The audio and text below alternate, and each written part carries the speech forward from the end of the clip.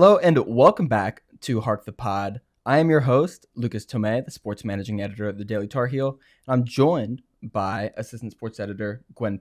Gwen, how are you doing today? I'm doing well. How are you doing? I am doing awesome. It's been a while since I've been on the pod, since the very first one of the school year. So happy to be back. A little bookend action going on. Also joining Gwen and I today is senior writer Matthew Maynard. Matthew, how are you doing? Good. How are you, Lucas? I am doing awesome.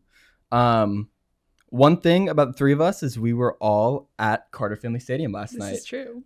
For the UNC-NC State football game to cap off the regular season. We'll get into that soon, all the football content you're looking for. But first, a little bit of housekeeping. As you may have noticed, we did not record Hark the Pod last week because we were busy making a special edition victory paper for the UNC Field Hockey's 2023 National Championship. If you haven't been able to pick up a copy of that paper, you can email sports@dailytarheel.com, and we will find a time for you to come into our office on Franklin Street, or we can work out the details and ship you a paper.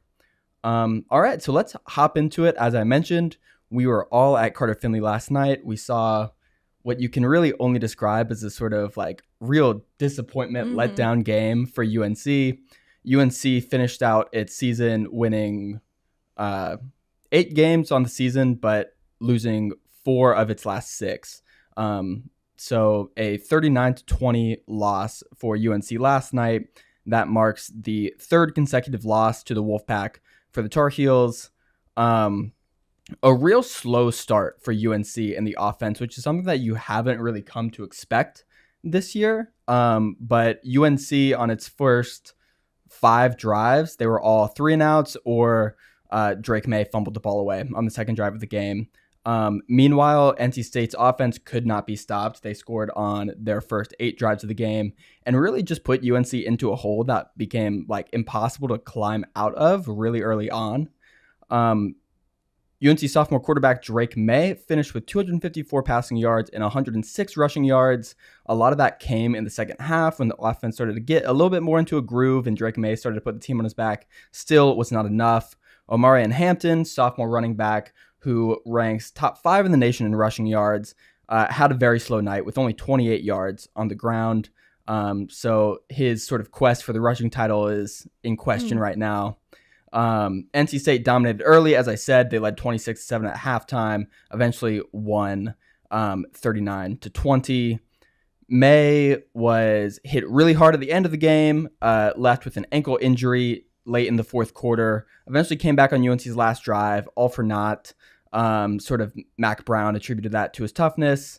But yeah, to wrap up that game, just really, really disappointing performance. Head coach Mac Brown, after the game, said that loss was on him. He said he did not prepare the team well. You can listen to what he had to say here. It's on me completely. You can't play as bad as we did in the first half without the head coach doing a poor job. And I had our team poorly prepared, obviously. Brown clarified in his postgame press conference on Saturday that he will return to lead the Tar Heels next season. He's 72 right now. He'll be 76 when his contract expires in 2028. Although I will say Nick Saban, also 72, so not a super old age to be a head football coach, but Max sort of joked after the post-game conference, like, you know, when you get to his age, like, at the end of every season, he just has to answer those sorts of questions about, like, is he coming back? But as for right now, he says the plan is for him to return. But I want to ask you two, Gwen and Matthew, you know, a lot of questions sort of up in the air after a really disappointing end to the season for UNC. Is it time for this program, Bubba Cunningham, to begin evaluating other options for head coach? I mean, what needs to happen? Do the coordinators need to go? What needs to happen for this program to sort of move forward after 2 really disappointing ends to the season? Gwen, what do you have to say? Yeah, so I think like you mentioned, you know, after the game, Max spoke a lot about the future of the program, and he was pretty adamant that he was planning on returning, and like you said, he has that contract till 2028, and I really don't think that he will be fired. I think it's hard to see that happening. Yeah, I don't really see any future in which that happens, in which like Cunningham fires him. But I think he'll retire at some point. So it'll just be really when he decides to do so. And to hear him speak last night, it doesn't seem like it's going to be next year, but that's to be seen. I think changes definitely need to be made within the coordinators, specifically Gene Chizik. I think, he had a rough season last year, but it was his first with the team. And everybody was like, let him settle in, see what he can do this year. And it looked promising at first. Those first 6 games, the defense looked better, at least in the beginning, but it's just completely fallen apart again. And that game last night kind of drove that home, almost allowing 40 points against one of the worst offenses in the ACC.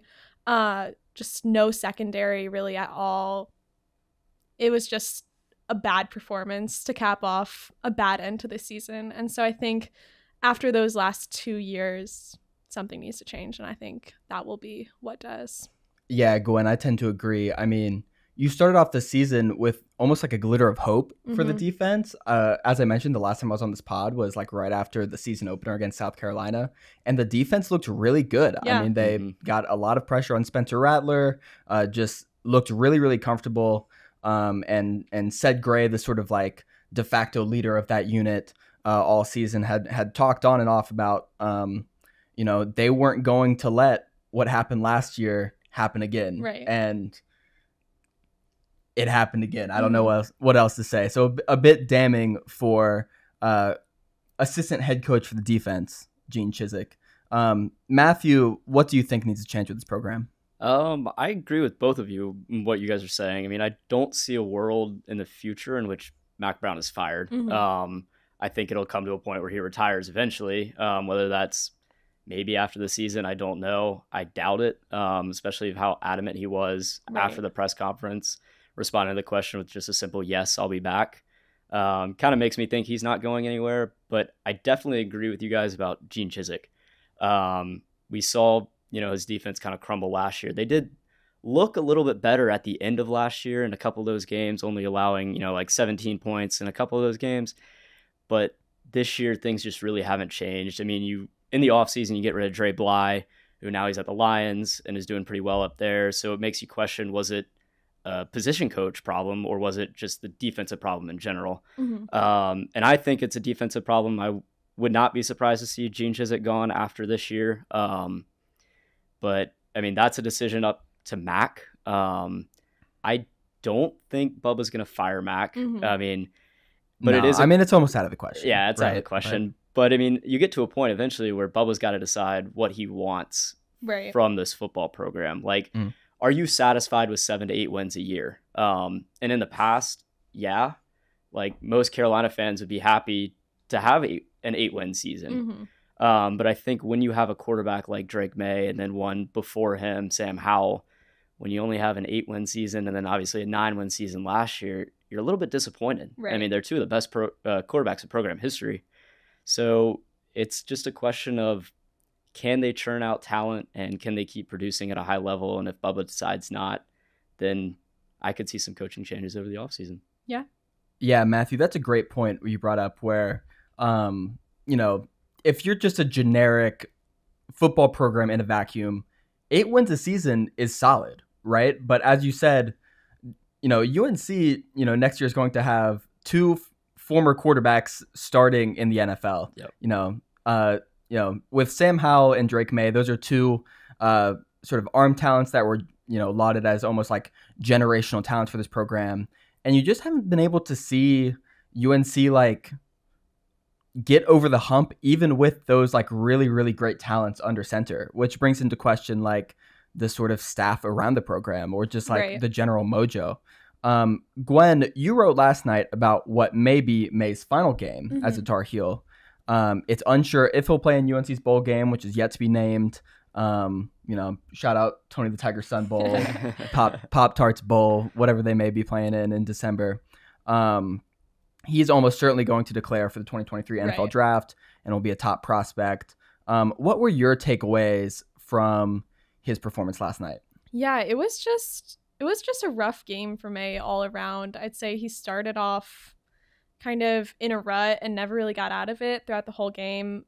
Personally, I think that was one of the worst games I've ever seen him play. throughout the first quarter, he didn't manage to record a single completion. I think he was 0 for 3. Totally got shown up by Brennan Armstrong, who, you would expect May to just who has destroyed UNC in the past. This is true. But you would expect May to be better than in kind of all aspects. He did start connecting with targets, especially in the third quarter. And eventually racked up, I think, 254 passing yards, but that's still his third worst performance of the season, with the only worst games coming last week against Clemson, which I guess could be expected with a bit of a tougher defense.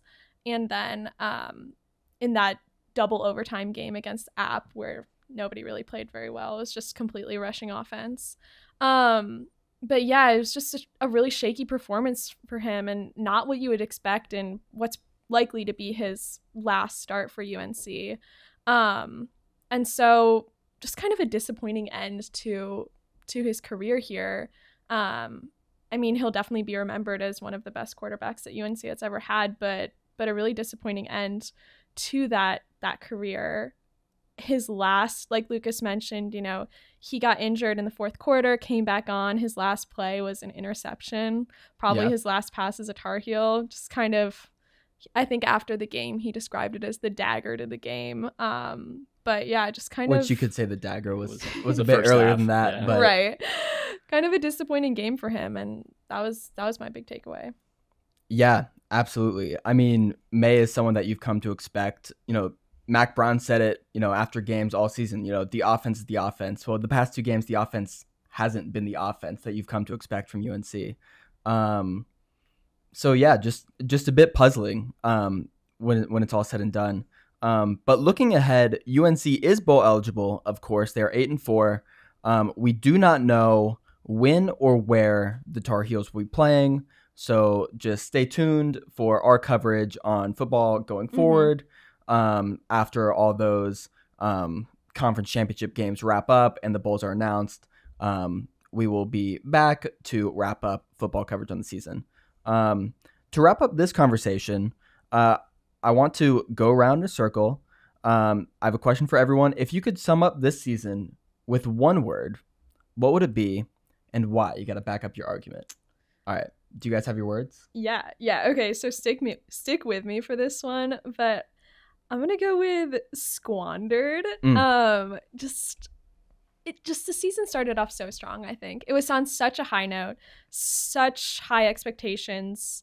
I remember going to a couple of those post-game press conferences after the Minnesota game and the App game and the Syracuse game, and just the players being so hot on the team and having these aspirations of going like 12-0, making it to the playoffs. Obviously, that was far-fetched from the start. But shout out Armani Chapman. Right. Said the team was going to go 15-0. Right. Yep. But it just kind of, it does speak to the mood around the beginning of the season. And I think after that UVA loss, it just kind of shifted. And that was something that they talked about a little bit last night as well. And they just don't really know what happened. At least they won't say. They don't have any answers for that. But it was definitely a shift in, losing 4 of the last 6 games. Probably some games that they really shouldn't have lost. Definitely some games they really shouldn't have lost. And so I think that's my word for the season. They had the ability to do better. They had the talent on the team, but they just couldn't pull it off in the end. Yeah, absolutely. Squandered for Gwen. Matthew, what do you have to say? As much as I want to agree with both Cedric Gray and Drake May when they said embarrassed last night, I'm not going to go with that. I'm going to go with fitting. I just feel like it's very much like last year, and it's very much like Carolina football. I mean, they have these such high expectations. I mean, you look at Sam Howell's last year, high expectations, preseason ranked, I think, top 10 at that point, and they just couldn't put it together. I mean, granted, he didn't have a fantastic offensive line around him. He was kind of scrambling for his life, Sam Howell was. But this is just what I feel like a lot of people have come to expect of Carolina football. It's like, it's not if they're going to crumble, it's when they're going to crumble. And as Gwen pointed out, it was a UVA game this year, and they just never got back on track. As much as, in the press conference, they were saying, we're putting this one behind us. We're not thinking about UVA. It lingered. Yeah. And also, they've been struggling with the same teams for a while now. I mean, you look at Georgia Tech. Yeah. They cannot beat Georgia Tech in Atlanta. Obviously, last year they couldn't beat them here. And then State's given them a hard time in the past few years. I mean, they're 0-3 in the last few. 0-3. Last time they beat State was Mac Brown's first year back. But they're also 3-7 over the past 10 games against State. So I just think it's a fitting end to the year and just a fitting Carolina season in general. Yeah, this team is what we have come to expect, essentially. And that sort of tracks with what I had in my mind, which was deja vu. So I don't think I need to repeat everything Matthew said, but this is sort of what you've come to expect from UNC football, which is,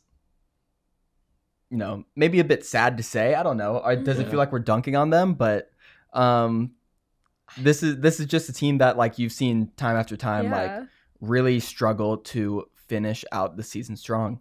So I don't know. Maybe we'll see. Maybe we'll see Mac Brown come back next year, and whoever's under center and whoever's still on that team, season. Maybe they'll get back to 10 wins. Haven't had it in a while. But 2015. But we'll see.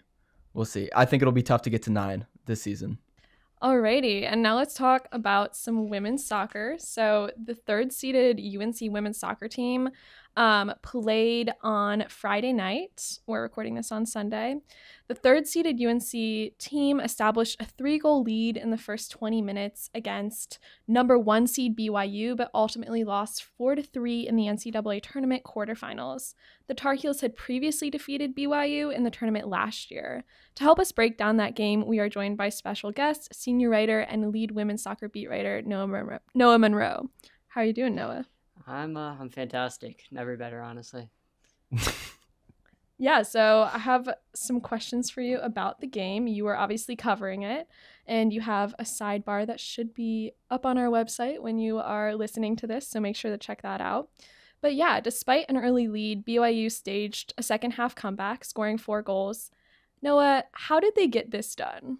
Yeah, I mean, pretty much after the 3-goal lead, going into the second half, North Carolina kind of just pumped the brakes on the offense and pretty much played a lot of people back. And BYU is the number 2 scoring offense in all of the NCAA, so a team like that, they're going to capitalize on UNC kind of laying back, not really attacking the ball. And, I mean, they just put shots on shots on shots on UNC in the second half, and eventually some of them are going to go in. They got one in the 60th minute, and then when the 80th minute hit, I mean, the barrage just really started. I don't know what happened to UNC, but BYU was just able to score goals at will pretty much. Emmy Allen didn't really have a chance at saving them. She saved the initial shot, then the rebound came off to BYU. They scored those. And on the corner kick for BYU's second goal, I believe, I mean, that was just a great corner kick from BYU. She didn't really have a chance to save that one. Yeah, and kind of bouncing it back to UNC's early lead, we saw UNC score, those goals right away, which is something that's been kind of unusual for the team over the season. And I know Ali Sentnor contributed significantly to that lead. Can you talk about, that early lead and then also the impact that Sentnor has had on the team throughout the season? Because she's been one of the major contributors. Yeah, especially at the tail end of the season, she's been massive, honestly. I mean, these tournament wins that UNC's had, I mean, she's been the main contributor for them. I mean, Friday, she had 2 goals and an assist, which is her career high in points, but ultimately it meant nothing since they lost. But she's meant everything to this team. She somehow is able to dribble around like 5 defenders. It's insane what she's able to do. My mouth drops every time she scores, a goal from like 50 yards outside of the box. It's insane. But I mean, the lead, that was unforeseen. I was texting Harry Crowther, who was covering the game with me, and I was like, what has gotten into this team? This is not usual from them, because outside of the first round game against Towson, they've really not been able to score in the NCAA tournament. It's really been last goals that they've that they've scored. And when they got 3 in 20 minutes, that kind of blew me away. And I thought for sure I was already planning out my side on Ali Sentnor. And I mean, that's what gets you. You can't pre-write anything in sports, and BYU kind of capitalized on that. And the last goal, the fourth goal, was in the 89th minute. Yeah. What was that like? When that went in, see, BYU has, as I'm watching on the ESPN Plus stream, BYU has these like cannons behind the goal. When it went in and I saw those cannons go off, I wish I was a BYU student. It seemed electric there. I don't even know how I would have reacted, to be honest. And they rushed the field after. Yeah, they rushed the field. Yeah, and like we've discussed, BYU dominated the second half, recording 20 shots, completing the historic comeback. And with that win, they ended UNC's quest for a 23rd national title, 23-23, while also advancing to face Stanford in the College Cup. Noah, I know you didn't get to speak to him, but what did Anson Dorrance have to say following the game? Yeah, I checked out his quotes from a post-game video that someone posted, and he said he had never seen something like this before. And Anson Dorrance has coached in soccer for over 40 years, so for him to never seen something like that, that's just beyond wild. Yeah, absolutely. Any last thoughts? Almost like we've come to expect like UNC football to crumble at the end of the season. Like, I think you've seen a lot of women's soccer postseason meltdowns in recent seasons. So I remember I was watching this game on my TV. Obviously, this was in Provo, Utah. I texted our editor-in-chief, Emmy Martin, when UNC was up 3-0. And, not to say I jinxed this, but I did text Emmy, FYI, UNC women's soccer going to the Final Four. We might want to prepare to plan for a victory paper. And I mean, you just see them squander that. I was the women's soccer beat writer last year, Noah, and obviously you had that UCLA championship at the end of the season where UNC similarly just like squandered a lead. I think one thing that Anson Dorrance is going to want to be thinking about a lot, like going forward, is like, how are you going to stop other teams from like getting back late into the game? If he wants to, get back into like the national championship victory column, which is now, it's been what, 12 years? Yeah, 13 years. Yeah. So I don't know. Something to keep an eye on. Yeah, I was going to write my sidebar on how, these collapses keep happening. Obviously, 3-goal collapses, something unforeseen. I mean, it tied the largest comeback in NCAA tournament history, but you remember the Florida State game with that last second corner. They tied the game. And then the Duke game, in the 89th minute, Duke got a goal. And then against Wake Forest, Emmy Allen and Tessa Della Rose collided together, and that allowed Wake Forest to tie the game. So, I mean, these collapses were, not anything like new from UNC, but a 3-goal collapse, that's catastrophic. Yeah, it's notable. And like you said, 3 goals, like that quite literally is something that we haven't seen before. Yeah. So I don't know. Lots of questions for UNC going into the off season. Absolutely. Well, it is time for some quick hits. Quick hits. So starting off with some men's soccer news, the number 3 seed UNC men's soccer team is currently playing number 14 Hofstra at home in the 3rd round of the NCAA tournament. Stay tuned for coverage from Harry Crother and Cade Shoemaker, which will be on our website by the time you are listening to this. That game is going on right now. Yeah, it's definitely check that out. 2-2 at the end of regulation. So go read those articles to see what happened. In volleyball news, the UNC women's volleyball team beat Duke 3-2 on Friday in its last game of the season to finish with a 13-14 record on the season. You can check out Tomasi's coverage of that win to learn more about that. In men's basketball news, the number 14 UNC men's basketball team went 2-1 in the Battle for Atlantis last week, beating Northern Iowa 91-69 in the first round before losing to Villanova 83-81 in overtime in the second round.